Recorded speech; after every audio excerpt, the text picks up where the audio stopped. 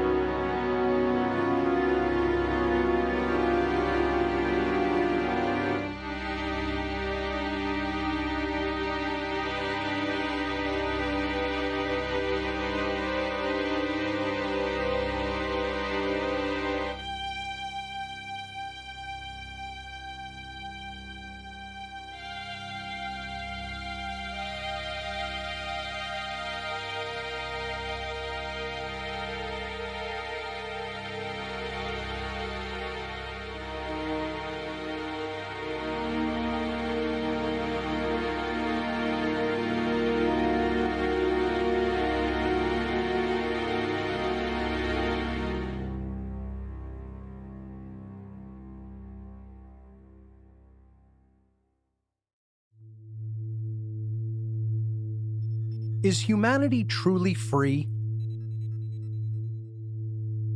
Are there universal laws in effect that apply to human behavior? Does our knowledge or ignorance of these laws impact our collective freedom as a species? This documentary will explore these questions and our current understanding of universal forces that affect the daily lives of each and every one of us. I'm an independent researcher and public speaker from Philadelphia, Pennsylvania. I lecture on the topics of human consciousness, morality, freedom, occultism, symbology, and spirituality. Many years of unique life experiences have afforded me an extraordinary perspective on the current human condition. Through my website, whatonearthishappening.com, I continue to explore these topics with a worldwide audience. I grew up with a traditional Roman Catholic family background in South Philadelphia. During my grade school years, I began questioning the beliefs and motives of organized religion, recognizing it as a system designed to control human thought and understanding. My unanswered philosophical and sociological questions eventually turned to discontent and anger. This drove me to seek out what I considered at the time to be the polar opposite of religion. My subsequent life path led me into membership and influence of what I now refer to as the dark occult, what most people might call nefarious secret societies. But what actually is the occult?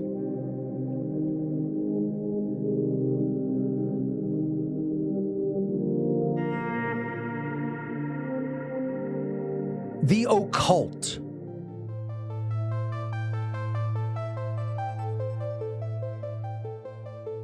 What does the word occult mean? Occult? It means maybe supernatural or, yeah. A cult. Mystic, unknown, kind of stigmatized. It's funny, I think by society it generally has a negative connotation. I'm not sure I could actually define it. I think it's like palmistry, voodoo, like spirits, things like that. Ouija boards, maybe. I guess anything that isn't Christian would be considered a cult. Spiritual. Like something with a strong following, right? I don't know, honestly. I don't know. I have no idea. The word occult simply means hidden. The occult refers to hidden knowledge, knowledge that is not commonly known by the vast majority of human beings. Occultism is a body of knowledge which encompasses the study of hidden laws of nature. Laws which cannot readily be seen with our eyes or measured by traditional scientific instrumentation. I became aware that the groups of occultists with whom I became involved were comprised of an eclectic array of people from every walk of life and every social institution, including politics, banking, media, law, military, law enforcement, entertainment, technology, medicine, and education. Among their ranks were many people of great influence and power, all working together toward one common goal: to increase their own collective power at the expense of everyone else's rights and freedom. These dark occultists are able to do this because they have access to hidden knowledge to which the overwhelming majority of humanity still remains ignorant. These occult manipulators are actually master psychologists who utilize their deep and ancient knowledge of the human psyche and the hidden laws of nature to deceive and manipulate the masses of humanity into total subservience to their will. This allows the occult manipulators to easily convert their knowledge differential into a power differential in our world.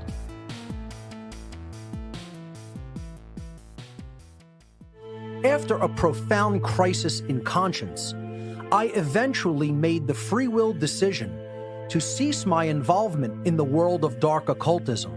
I now teach people the very information which these dark occult orders have been keeping to themselves in order to stay in power behind the scenes. The ultimate hidden knowledge which they have been holding back from humanity's awareness is called natural law, and it is the secret of all so-called secret societies throughout human history.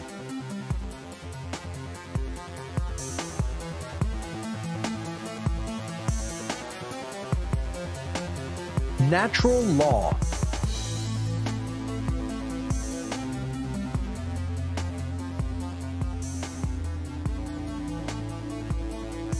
What is natural law? Natural law, I guess you could say just what, almost like first instinct kind of, you know what I mean? Like what would come simply just by the way that we are. I'm not really sure. I'm actually a lawyer by training and education, so I'm probably the worst person to ask. Law applies to the whole country. I think it means like how law is interpreted by people on like a day-to-day basis. Natural law, everyone is nice. Everyone was born nice and kind, but they are corrupted by society. The term natural law, I mean, if you break it down in, I guess in regular terms, it'll mean, damn, actually now that I'm thinking about it, I don't know what natural law means. To understand what natural law is, we must first know what it most certainly is not. Natural law is definitely not and has absolutely nothing to do with Darwin's theories on evolution, the Darwinian survival of the fittest, the so-called law of the jungle, or the so-called natural order of nature as a dog-eat-dog world. So, what actually is natural law? The definition of the word natural is inherent to and having a basis in reality and nature. In other words, not man-made. The definition of the word law is an existing condition that is both binding and immutable. Binding means having an effect that cannot be escaped. Immutable means unable to be changed by anything or anyone. Natural law, therefore, is a set of universal, non-man-made, binding and unchangeable conditions which govern the behavioral consequence of beings with the capacity for holistic intelligence. Natural law governs the aggregate or collective, free will behavioral choices of entire populations by manifesting the consequences of the behaviors that we choose. The consequences which we receive are always dependent upon whether our chosen behaviors are either moral or immoral, or in other words, right or wrong. While we all have free will to choose which behaviors we will conduct, we are not insulated from the moral consequences of our behavioral choices. Natural law is a body of laws that operate within the unseen or non-physical realm, so they may be considered to be occulted or hidden laws of nature. These laws are built into the fabric of reality, just like gravity and electromagnetism. However, since these governing dynamics operate in the non-physical realm, human beings must incorporate a much wider worldview in order to recognize and accept the existence and operation of these laws. The understanding of natural law is absolutely not a belief system or a religion. The workings of natural law can be discovered and understood through its observable, measurable, and repeatable effects in our world. In other words, the understanding of natural law actually constitutes a science of morality, which requires no belief or faith. Belief or disbelief in these laws is completely irrelevant, as they exist as surely as any physical law, such as gravity, which we take for granted in daily life. Natural law is also known as moral law, cosmic law, universal law, spiritual law, the law of cause and effect, consequentialism, the golden rule, karma, and many other names. Why is understanding natural law so important? The understanding of natural law is critically important to human beings who seek to live in freedom and peace together. Since natural law delivers the consequences of an entire society's behavioral choices based on whether their behavior is moral or not, it is of fundamental importance for human beings to know with certainty what the difference between right behavior and wrong behavior actually is.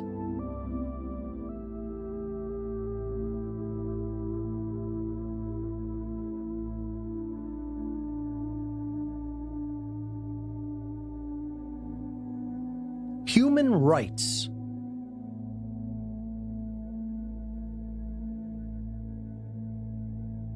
Do human beings have inherent rights? Yes. Yes. Yes. Yes. Of course. Yeah, they do. Yes.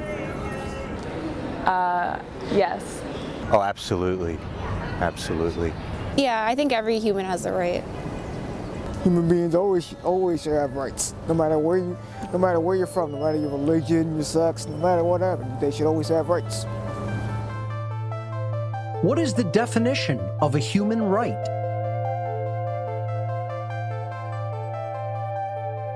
A human right is something that, by the fact that we exist as individuals, we're entitled to just by the nature of being. Something that a human being would need in order to thrive. Something provided to a human just for existing. Something that everyone deserves, like just being born and being alive. The right to have like shelter and food and water and like basic necessities. You know, I want to go with life, liberty, and the pursuit of happiness, essentially. But food, shelter, and basic needs, I think, are human rights. Human right, I think it's, I don't know, I guess something allowed to a human, I guess. Every human being deserves something, and that would be a right. And an example of a human right would be safety. A right is an action that does not initiate harm to another sentient being. Most human beings cannot correctly provide that simple definition when asked. This is the primary reason that human beings are losing their rights and freedom. How can we possibly keep what we cannot even properly define? A right must be defined in the negative. This means that we can arrive at an understanding of the infinite amount of rights we have by knowing the very small amount of actions that are not rights, actions which are wrongdoings, behaviors which do initiate harm to other sentient beings. This list of harmful behaviors includes murder,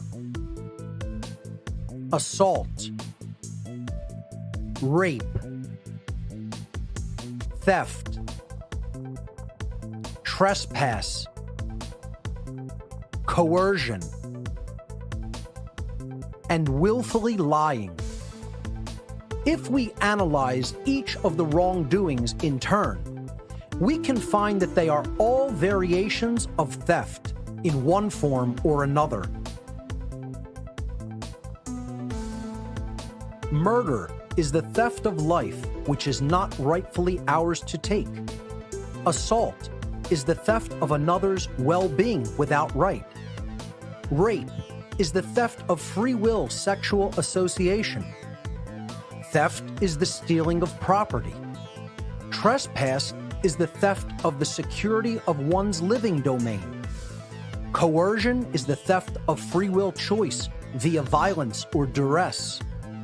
And willfully lying is the theft of necessary information, which negatively impacts someone else's ability to engage in informed decision-making. These immoral behaviors constitute the very definition of violence. Violence is the initiation of harmful behavior against other sentient beings. The list of harmful behaviors just explained are transgressions against natural law because they are violations of the inherent rights of others. To violate the inherent rights of other beings through theft is actually what is meant to conduct violence. Since all wrongdoings are forms of theft, the natural law of moral conduct can ultimately be summed up in two words: don't steal.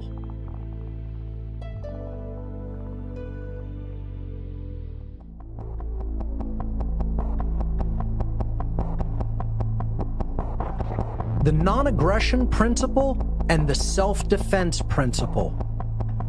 The non-aggression principle is one of the main principles of natural law. This principle means that it is morally wrong to initiate aggression or violence upon other sentient beings. This brings us to another important principle of natural law, the self-defense principle. Individuals always reserve the natural right to use physical force to defend themselves against acts of violence conducted upon them. Self-defense is not and should never be considered to be violence. Self-defense against violence is an inherent right of all sentient beings. Do human beings have the right to defend themselves against aggression? Yes. Yes. Yes. Yes. Yeah. Yes. Yes. Yes. Yeah. If the aggression is physical, I would say yes. If physical force is acted on them first.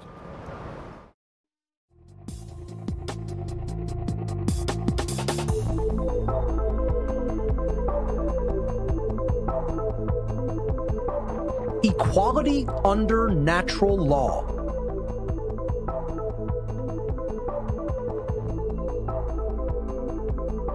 Does everyone have the same rights? Or do some people have more rights than others? I think people should have rights that are equal to everybody else. I think in a perfect world, everyone would have the same rights, but as the world is right now, people don't all have the same rights. Not everyone has the same rights. Some people have different rights, some money, privilege, class, things like that. In reality, some people have way more rights than other people. There's definitely some rights that some people possess and others don't. Most people would agree with the fact that the behaviors which initiate harm to others are immoral actions. The problem arrives when we fail to hold everyone to the same account regarding the morality of their actions. We must understand that everyone has the same rights as everyone else, and there are no exceptions to this law.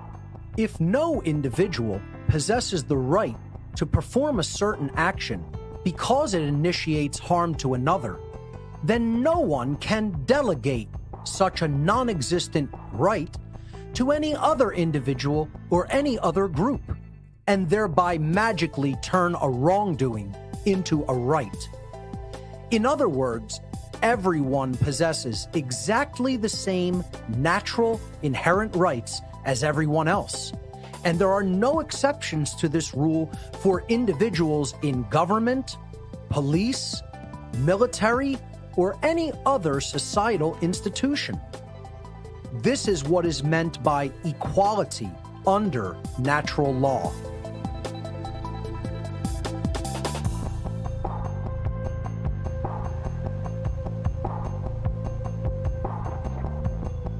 Legality does not equate to morality.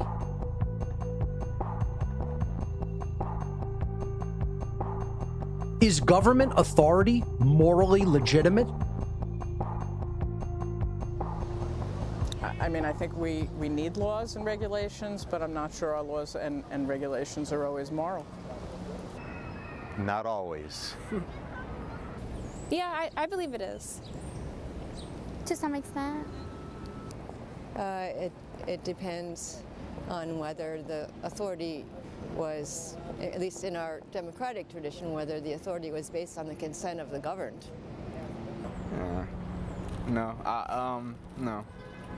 No, I feel like we'd be fine without it. If the laws of man happen to align with the natural laws of morality, then they are, by definition, redundant and therefore unnecessary. If man's law is in opposition with natural law, and therefore false and immoral, it can never be legitimately morally binding upon anyone. Because something is either legal or illegal does not make it moral or immoral.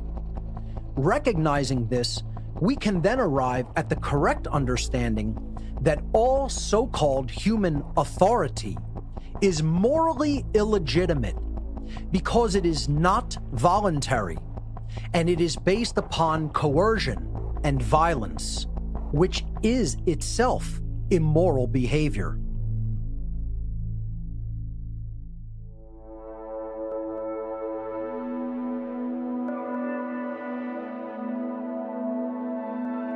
Natural law versus man's law.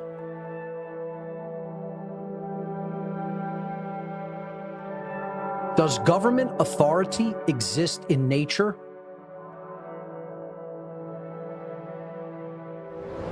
Yes, I believe it does. Yes. Yes. In some cases more than other cases, but yeah. Absolutely. Yes. Today's society, yes. I feel like you are, whatever your mind convinces itself that it is, or that you are, that's just what it is. Well, yes, there's always a hierarchy. I mean, even in every animal species, there's a hierarchy. Yes. Yes, because we follow orders from our parents from time to time. Yeah, they're the authority figure. Yes, because of the punishments that can happen if you go against authority. Yeah, it does. They do, but it's up to you whether you want to care about it or not.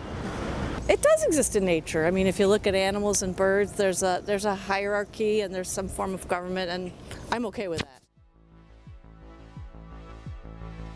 Governmental authority is an illegitimate, man-made construct that does not exist in nature. The belief system that certain people can somehow possess legitimate authority over others, or that some people have more or less inherent rights than others, is one of the most fundamental causes of unparalleled suffering and death in our world. Authority is, and always has been, an untrue, illusory, illegitimate, and immoral claim, which is, unfortunately, accepted and believed in by most human beings with absolute religious fervor. The so-called delegation of authority to politicians, police, and military is inherently morally illegitimate and cannot actually be done in nature, since it is impossible to bestow or delegate a, quote, right to someone else, which no one possesses as an individual.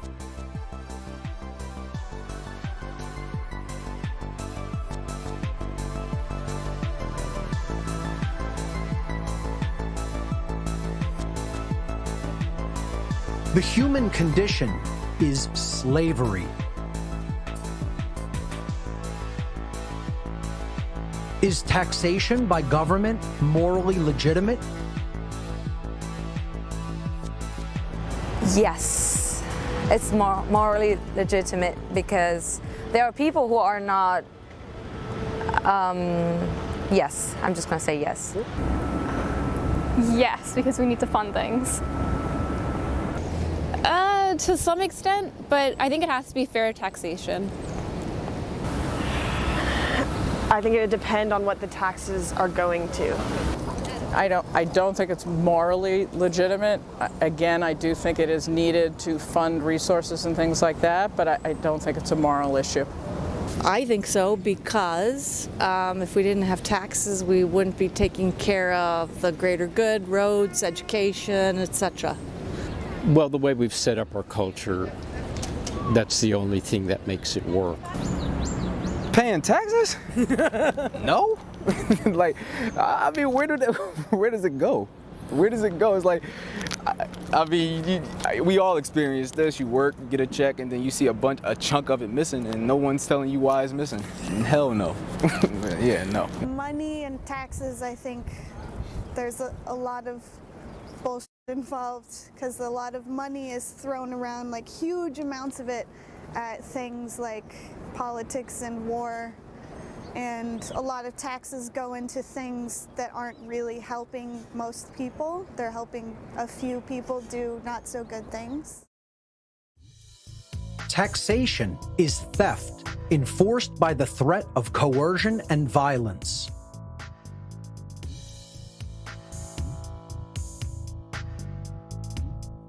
Are drug laws morally legitimate and necessary, or do people have the right to put into their body what they choose?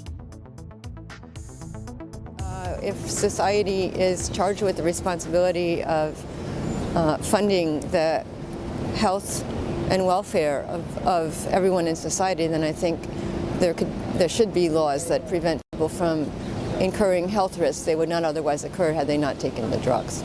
If they promise never to leave the house, but that doesn't happen, so yeah, we have to babysit people, unfortunately.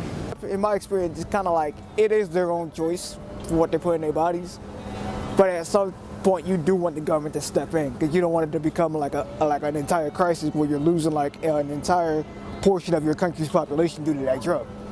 Yeah, so people have the right to put whatever they want to their body, but they also must not let that affect other people around them. Well, I do not agree with all of the laws, and I think that to a limit that everyone has a choice on that, but I don't think that it should be readily available if it's toxic. Depends on the drug and how bad it is for you. I believe they should have the right. I think people have the right to, I mean, it is our body, we're born into it. I think they help. They help, but some of them, I would say, are a little over the top, some of them are a little under. People own their body and have a right to choose what they put into it. Are driver's licenses morally legitimate and necessary, or is travel an inherent right? Driver license is definitely necessary, otherwise there would be way too many accidents. I think unlicensed travel is a right. I think you do need a license because that proves that you're able to drive safely. I think driver's licenses are morally necessary and legitimate. I would want someone who's going to be driving a car to know how to drive a car. So yes, I would say that driver's licenses are pretty necessary. You need a license. Have you seen people driving in Philly? Have you seen people driving? They're texting, they're not paying attention. We got to babysit people, unfortunately. Driving licenses are necessary because I feel like you shouldn't be able to drive after a certain age.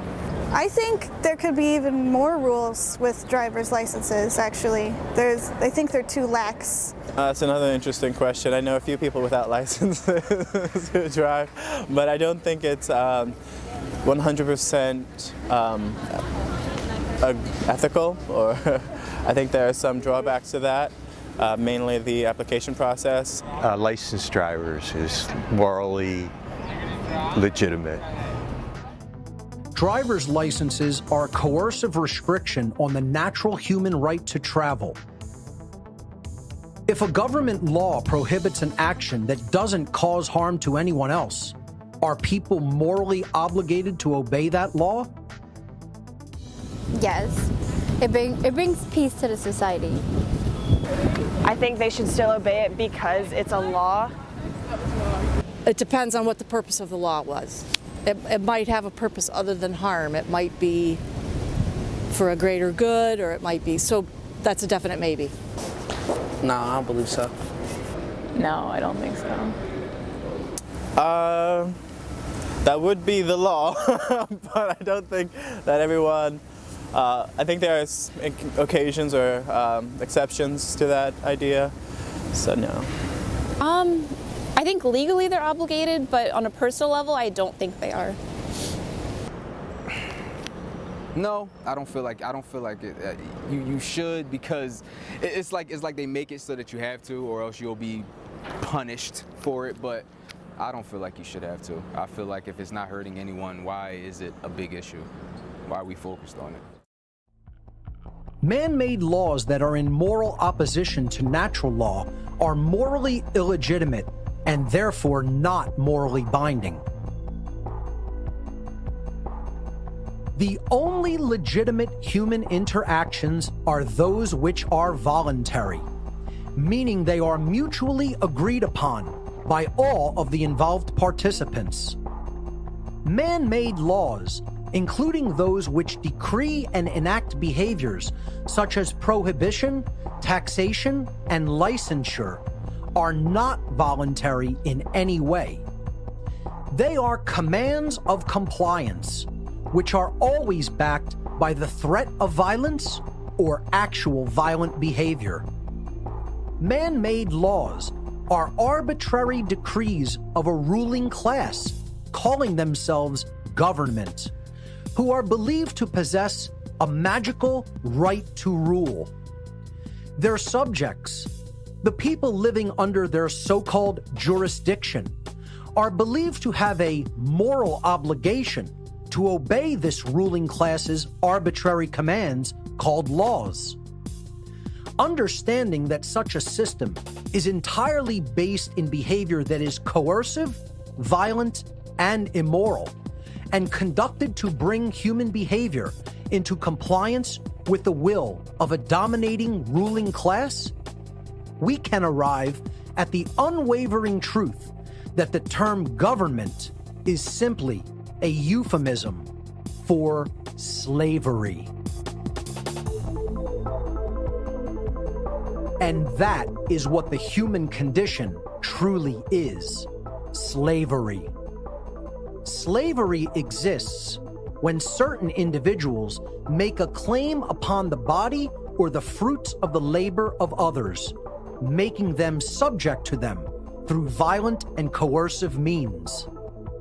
Slavery can exist in an overt form, in which those being enslaved are physically imprisoned and subject to the confiscation of all their labor.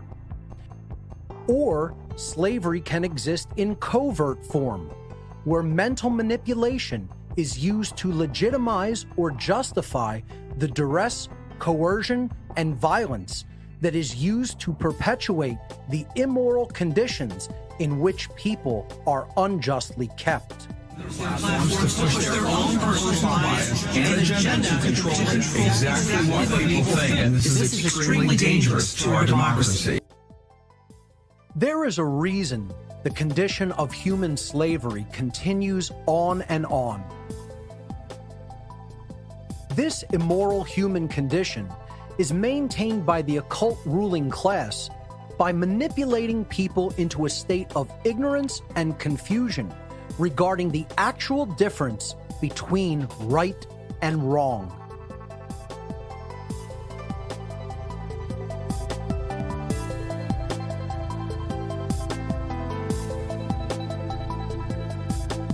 Objective morality. Is morality objective or subjective? I think morality, to some extent, is human interpretation, but there is a clear right and wrong on other topics. I think it depends on, definitely depends on who you are, because a different person could see it a completely different way. You get what I'm saying? I think it depends on the situation. I believe morality is based on opinion. I mean, I don't really believe that you're necessarily born with a good or bad morale. It's basically based on your life circumstances. I think it's definitely subjective. I think it depends on opinion and the situation. I think it's dependent on human opinion. No, I don't believe that there's such thing as objective morality. I mean, I'm inclined to say that it exists, objective morality, but I don't think that we have the capacity to understand something that all-encompassing. I think morality is objective.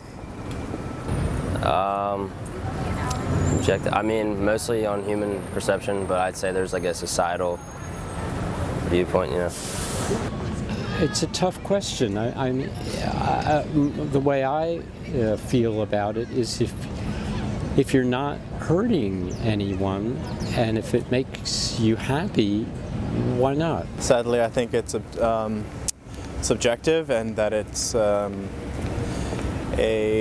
open for agreement or discussion, kind of. I think it's written in. I think it should be pretty clear. I think it's written in stone, and it's to some point with some opinion, I guess. I don't think it's written in stone. I think it is subjective, actually. I think it's subjective. Yeah, okay. I personally think it's more objective than relative. The difference between right behavior and wrong behavior is objective, meaning it is not based upon the perceptions or opinions of human beings, but rather, such a difference in behavior exists in nature, purely independently of subjective human perception or opinion. Morality does not change based upon feelings, religion, belief, location, time, or the preferences and whims of man's law. These things have no bearing upon true morality. What is moral in one place and time is moral at all places and times. And what is immoral in one place or time is immoral everywhere and at any time.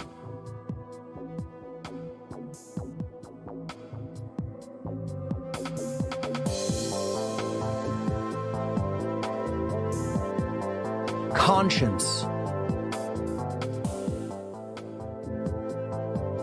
The knowledge of this objective difference between right and wrong behavior is called conscience. Conscience is the knowledge of whether any particular behavior in question does or does not initiate harm to another, and therefore whether it is right or wrong.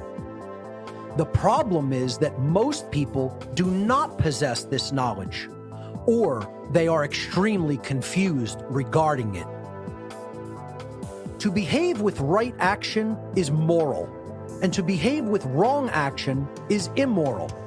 Yet this fundamental understanding is often grossly misunderstood. People do not get to decide what morality is. Morality is based upon whether an action initiates harm or not. This dynamic exists inherently in the natural world. Where do human rights come from? Religion, government, society. I guess it depends on the country that's allowing human rights, I'm not sure. Some from the laws, some from, yeah, I think from the law. They apparently are decided by many people. Well, since you're not bored with it, I think it's like a collective.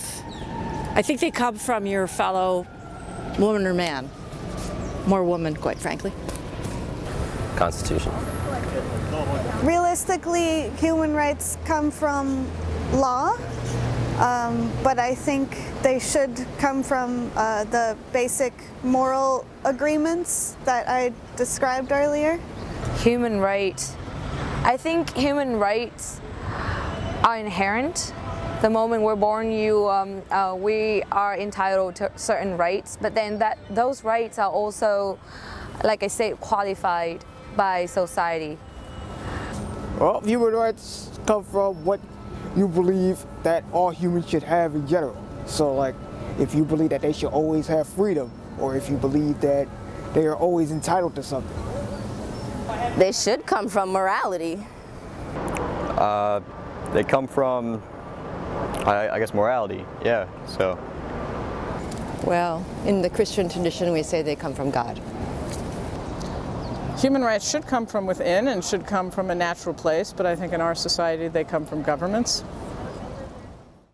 The inherent rights of human beings are their inalienable, universal birthright and can never be granted or removed by any action or process of mankind. Our rights come from nature, meaning they are pre-existing and inherent to creation itself. Unfortunately, after thousands of years of human civilization, most people still do not understand this eternal truth. It seems so simple that we as human beings should willfully choose to take right action, to honor and respect the rights of others not to be harmed, to treat others with the same respect with which we expect to be treated, not to steal the life, well-being, property, rights, or free will of others. Yet it is not as simple as it may seem. True right action is elusive at best and deliberately ignored at worst. And this brings us to the crux of the matter, which is what I refer to as the law of freedom.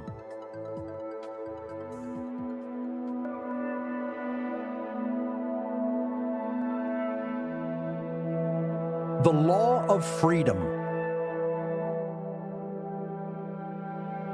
The law of freedom governs the states of freedom or slavery of entire populations of beings who possess the capacity to comprehend the objective difference between moral behavior and immoral behavior. The natural law of freedom dictates that as a society collectively becomes more moral, they collectively become more free. And as a society collectively becomes more immoral, they collectively lose their freedom and become more enslaved. The freedom or slavery of an entire society is hinged upon whether that society behaves in the aggregate morally or immorally. Since most people still do not truly know the objective difference between right and wrong behavior, they are constantly making judgments that do not align with natural law. As more and more people act in such an ignorant capacity with respect to natural law, this conduct becomes a fundamental source of disorder and chaos in our society as a whole. In other words, the law of freedom could be summarized like this. As the aggregate moral behavior in any given society increases, the aggregate freedom of the members of that society also increases. And as the aggregate moral behavior of any given society declines, the aggregate freedom of the members of that society also declines. Even more simply put, as morality increases, freedom increases. And as morality declines, freedom declines.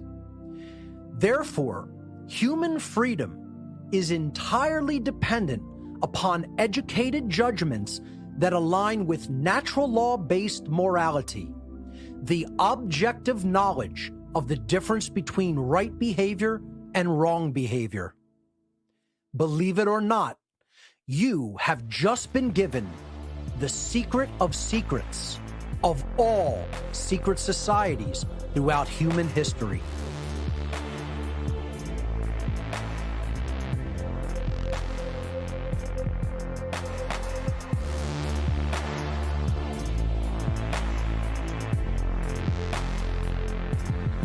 Moral relativism.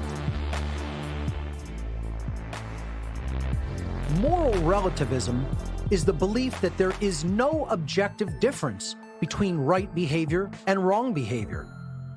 Moral relativists believe that morality is relative or subjective, meaning that right and wrong can change with respect to time and location, depending upon human perception and opinion, likes and dislikes, whims and preferences.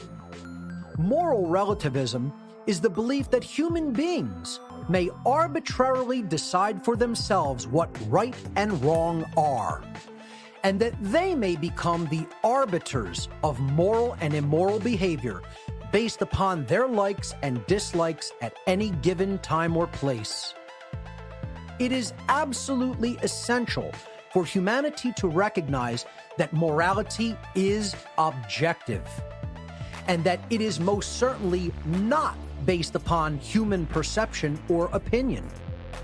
There is definitely an objective difference in nature between moral behavior and immoral behavior, because moral behavior does not initiate harm to others, whereas immoral behavior does initiate harm. These dynamics exist within and are inherent to the natural world. The prevalence of moral relativism in human society today is one of the main factors which solidifies slavery as the current human condition. Since aligning human behavior with natural law hinges upon knowing the objective difference between right behavior and wrong behavior, if most members of a society accept that there is no truth regarding those objective differences, that society can never consistently behave morally, and therefore they can never truly be free.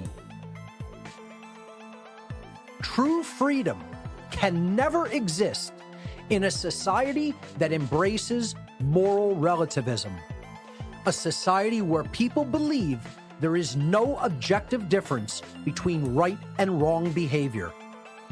Knowing the objective difference between right and wrong, and then willfully choosing right action over wrong action, is the foundational basis for the manifestation of the condition of freedom.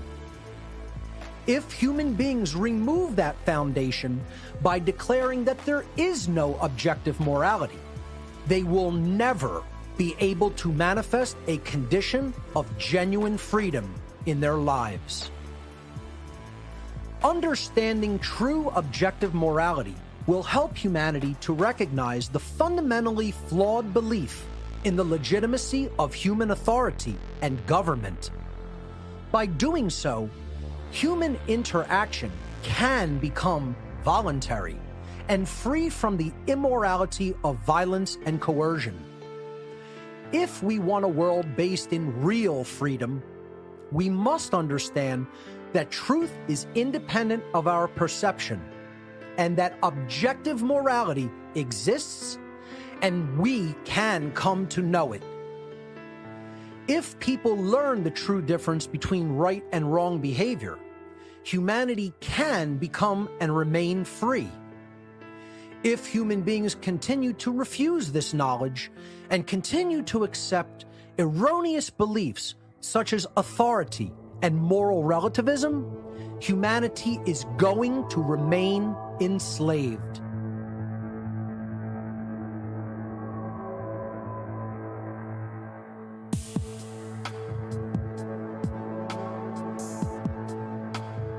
Free will.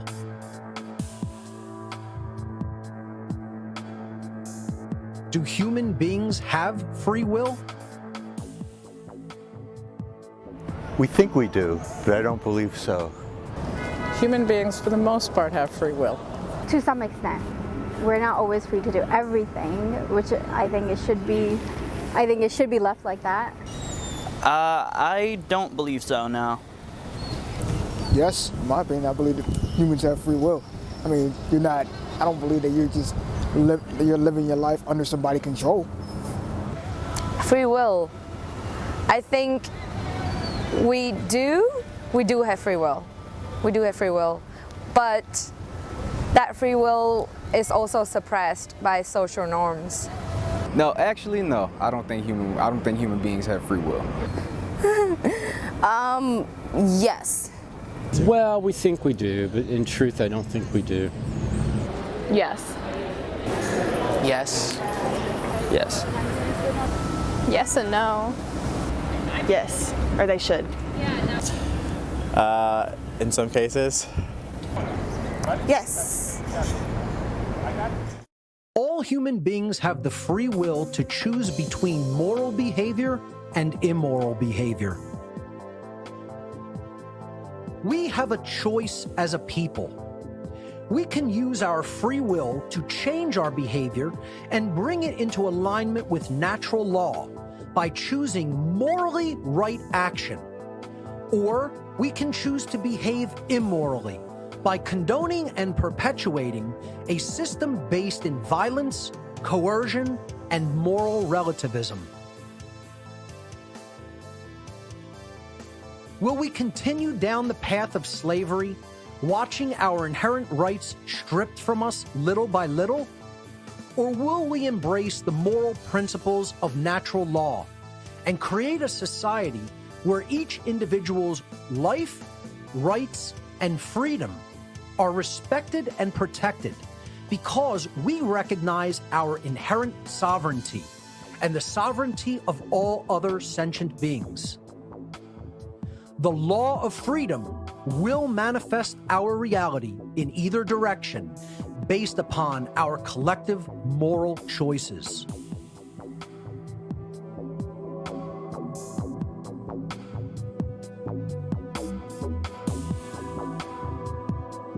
The science of natural law. Our shared human experience on Earth is collectively created and determined by the quality of aggregate human behavior. This demonstrates the effects of the natural laws of behavioral consequence operating within the physical realm. Our free will-based behaviors operate in what is known as the plane of causality, because our behavior is the underlying cause of the physical manifestations which result in the world. The consequences and repercussions of aggregate human behavior then materialize upon the plane of effects, which constitutes the shared human condition in which all of us must live. Our aggregate thoughts regarding morality are transformed into the aggregate behavior of our species, and that behavior is then transformed into resultant conditions and consequences. Truly, we collectively reap that which we collectively sow. Wrongful action can never create goodness and harmony, and right action can never constitute a violation of rights. 2 + 2 will never equal 5, and the apple falling from a tree will never fall upwards in elementary terms. Our behavior creates our circumstances. These dynamics can be repeatedly observed, and their workings can be known as a result of such observation. The study of these dynamics in human society constitutes a science of behavioral consequence. All living beings are endowed with self-ownership as an inherent birthright, and therefore possess the natural right to exercise their own free will to live in sovereignty, free from the initiation of harm or coercion by other human beings. These principles of human freedom and rights are the very basis of morality and are governed by the spiritual laws of behavioral consequence. Any and all violations of these principles are wrongdoings, chaotic actions working in direct opposition to the generative, self-ordering dynamics of natural law as designed by creation itself. Though some may attempt to do so, these laws ultimately cannot be worked around, changed, skirted, or bent to suit human whims or desires. To choose to observe the natural rights and sovereignty of other beings is in alignment with spiritual law, and such choice will create the conditions for freedom to manifest upon earth. To choose to conduct wrongdoings in direct violation of these laws will manifest only chaos and suffering. Human behavior is collectively manifested into our physical reality based upon humanity's free will choice whether to act in harmony with natural law, thus creating the conditions of freedom, or to act in opposition to natural law, thus creating the condition of human slavery. These are the universal, moral, spiritual laws of the universe that govern all of humankind. This is the science of natural law.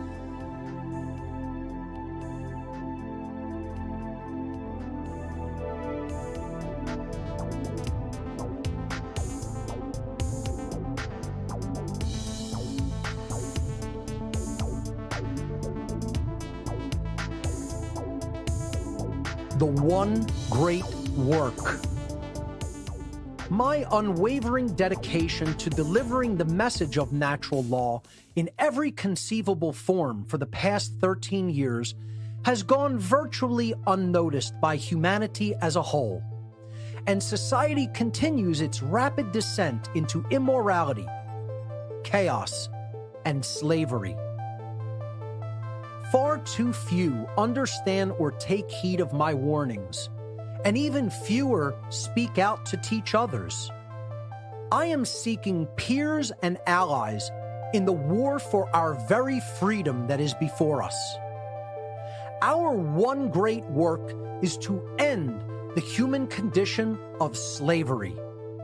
This arduous task begins with the self and extends to our friends and family, our communities, and our world. Speaking out is an extreme act of defiance because those who are currently in power seek to keep their power by exploiting the ignorance of mankind. There is so much human ignorance in the world today regarding the issue of morality that the situation can seem hopeless. Becoming aware of the level of ignorance that exists, we must also come to see that the only solution to the human condition of slavery is to spread the understanding of natural law and make it common sense knowledge for everyone. The dark occultists who are currently controlling humanity seek to continue to hide this understanding and to prevent it from becoming everyday common sense knowledge on a worldwide scale. Ultimately, this documentary is a call to action for all those who have gained an understanding of natural law and its principles. A lot more teachers are needed to carry this message of freedom to the masses of humanity. There are not yet enough voices doing this. You yourself need to get involved in the effort of spreading the knowledge of natural law.